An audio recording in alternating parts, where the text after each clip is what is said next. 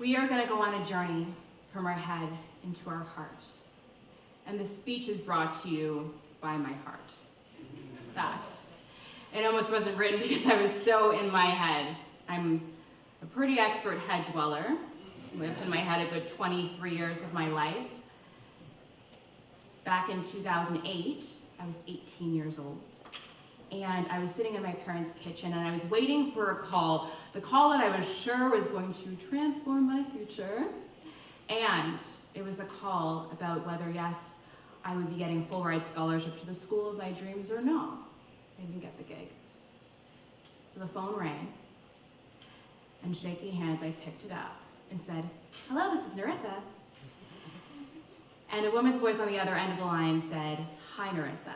Thank you so much for applying for the foundation scholarship. Unfortunately, you weren't the candidate that we were looking for."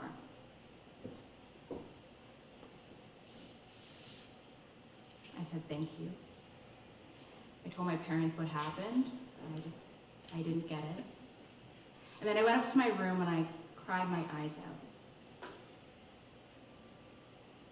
Here I was, this high achiever, and somehow I was failing. I felt like I was failing. I was a failure. And that feeling didn't quite leave me because I did get into the university of my dreams still, and I got a partial scholarship. But somehow, I was still having that feeling. I'd be in a library for 8 hours and still be on one paragraph of an essay. And the next day looked the same, and my peers would say, "Wow, you're so hardworking." And I would feel ashamed because I wasn't getting anything done. So when I was diagnosed with depression and anxiety, I sat in the psychiatrist's office trying to explain what I saw was my problem. I said, I have this gap between my knowledge and my belief. Like, I know that I'm smart, I get good grades or got good grades, but I don't believe that I'm quite smart enough. I'm always trying to find the right thing to say, the perfect thing to say before I open my mouth. And I know that I'm pretty because I've done a pageant and I can get jobs like promo modeling and all kinds of stuff like that, but I don't actually believe that I'm beautiful.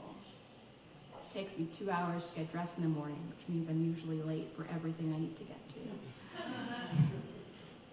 So how do I bridge this void between what I know and what I believe?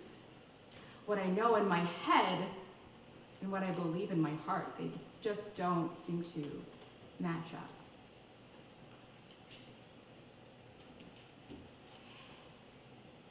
I knew I had to take a journey to actually more deeply connect with myself and begin to love myself, because I hated myself for never showing up, never getting anything done.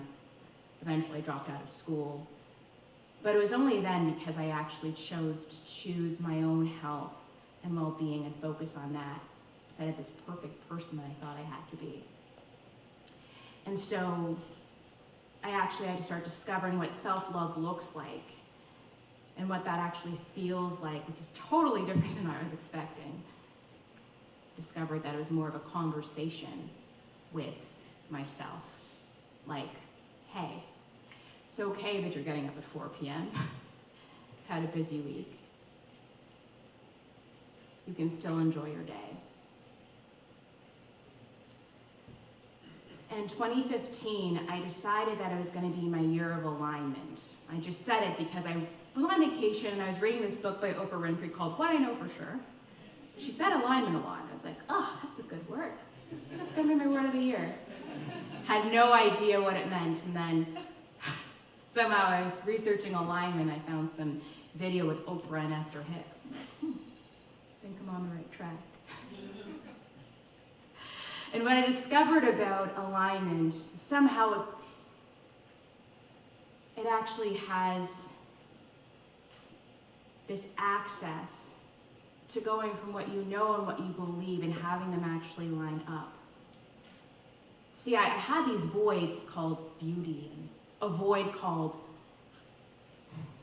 smart. And I could never get enough of that, so I always had to fill it. I had to distract myself from it by getting, compliments from other people, or having guys message me, or setting up an online profile on Plenty of Fish, because it's 2010. There was always something that I had to do to fill it. Because there was a void that I was avoiding. There was a void that I kept avoiding, so I could never close that gap. And when I chose alignment for the first time, I started to look at things and come into myself and begin this spiritual journey that had me actually align and close that gap. See, when we stop avoiding the voids in our life, we no longer are spectators or voyeurs of our life.